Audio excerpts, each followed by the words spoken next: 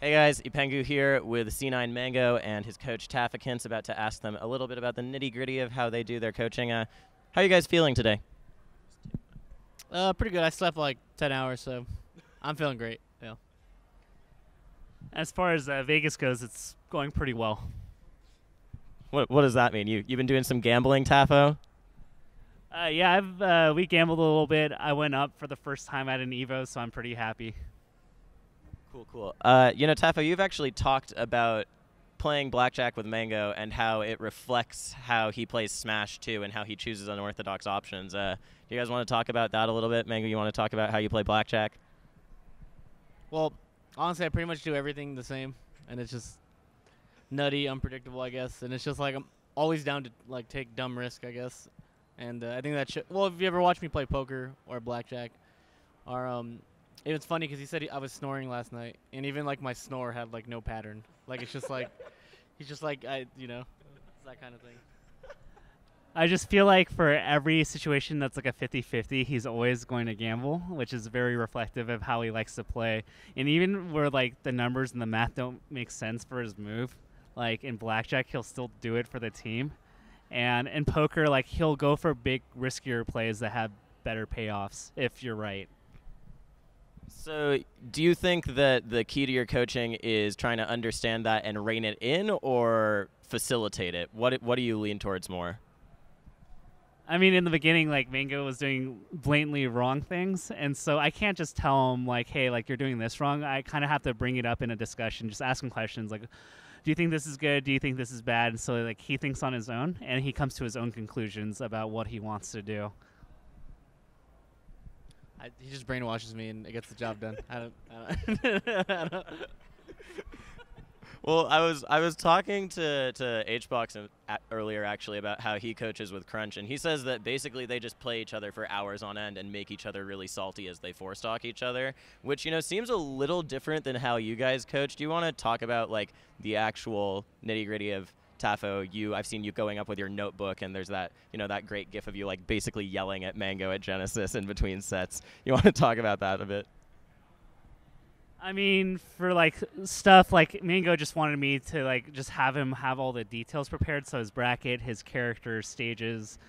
I yelled at him saying like, "No more Yoshis, no more Yoshis." He did not listen to me at all on Genesis, so I kind of jokingly call him Charizard, where like I'm Ash and he's Charizard. He will once in a while listen to me.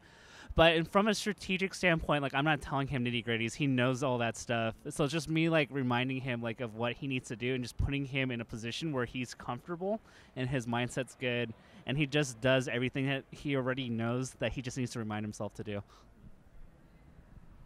Yeah, sounds about right. Like I don't like being told what to do. Like I don't like just for like basic stuff, like you said, like levels that make the most sense. The stages, and then like character that makes the most sense, stuff like that. But like the way I've played Melee, I've never liked having like I never go into the set with like a really like a game plan, I guess, like where I'm just like do this, do that. It's like always like one or two little baby notes, like don't chase too hard, or like be careful on the edge. It's always like little notes. I don't, because I feel like I never want to fall into a game plan. I think he knows that, so we just kind of keep it like it's always like one or two things real quick before I play. It's just like I like to keep it. I don't like to overcomplicate things, and he knows that, so I think it. And like we're still new to each other. Like we've only been at like I don't know, like 6 tournaments or 7. Like we still haven't like even been together for a year, so it's like we're still kind of learning like each other and how we work and how we like to discuss things. New relationships are always the most exciting. Well, Mang0, you were joking on stream yesterday about how if you lose EVO, that's it. Doesn't matter. Tournament doesn't matter whatsoever. But you've also obviously talked a ton about the 3VO and how much it means to you. Why does EVO mean so much to you, and what's going to make that happen? And what are like the unique challenges of EVO as a best-of-3 tournament? Pretty much like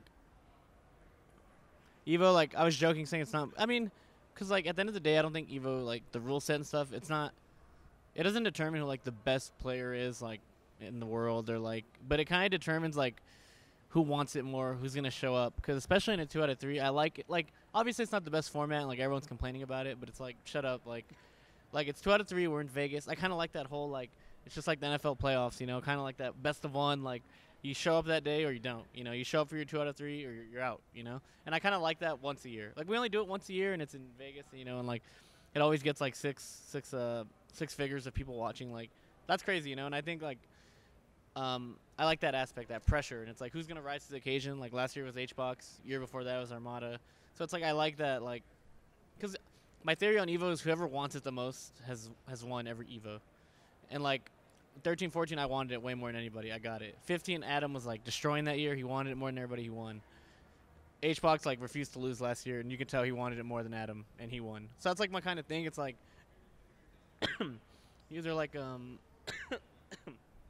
either like accept the rules, and you want to win because you know it's like you can say 2 out of 3, blah blah blah, or you can just like shut up and be like, I really want to be the EVO champ, you know? Because like at the end of the day, people who don't know your name are gonna know it after if you win, you know. So it's like everyone complains about it, but they're all gonna be trying hard. They just kind of like want to fall back on like their Johns, you know, like ready 2 out of 3. So like whoever wants it more is gonna win this year again, I think. And I think this year's pretty interesting because like a lot of people want it this year. So I think it's gonna be a sick tournament. I think we can win. Just gotta play well. Hopefully, you know, sleep right, do all that stuff right, all the easy stuff, and then just show up. Like I said, 2 out of 3, you just gotta show up. That's it. I heard you didn't bring your ID so that you can't gamble and can't drink. I did bring my ID. All right, great. Tafo, is there any specific preparation you've done because of the best of 3 bracket? Any like extra considerations you've taken into account? For the most part, I actually like best of 3 for us because like Mang0 historically does not do well on his opponent's counter pick. So if he gets FD'd, like it's pretty much a free win for most of the other big players. That like throwing that out helps us a lot. As far as preparation goes, I mean, I've seen the players that play against him in his projected bracket so many times that there's nothing really new. It's just what Mang0 mentioned, just doing the little things right and just being in the right mindset at the right time is just what's going to pull us through. Well, speaking of projected bracket, I think, Tafo, you are projected to play Crunch, right? Which would be a battle of the coaches. Have you been thinking about that at all? Who's going to be the best coach?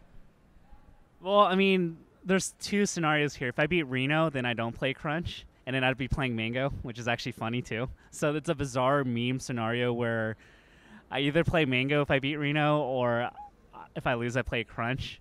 Crunch has been putting in work. I haven't. But I got to keep the C9, you know, family proud, so I will do my best, and I will cheese him, and I will tech chase him and win. All right, last question here. Would you say you're going to gamble more on Sunday if you win or if you lose?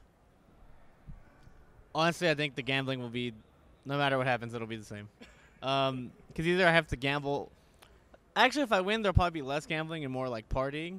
And if I lose, there's definitely more gambling and like partying at the table in like a sad way, you know what I'm saying? Yeah. But like, I think if I win, there'll be less gambling. It'll be more like high fives, walking around, like that kind of thing, you know? But so if I lose, there'll definitely be more gambling. I think I can comfortably say that. Because if I win, I don't want to sit at the table. I want to be out, you know, party. I don't want to like be confined to the table. So, yeah, I think pretty much, yeah. So, Tafo, if he does lose, then you might have to take his ID. All right. Thanks for talking to me, guys. I really appreciate it. Good luck this weekend to both of you and together as coach and player. You can follow Mang0 and Tafo this weekend at EVO 2017 on streams. You can follow their Twitters for more info, and you can watch this YouTube channel for more content from us. Thanks, guys.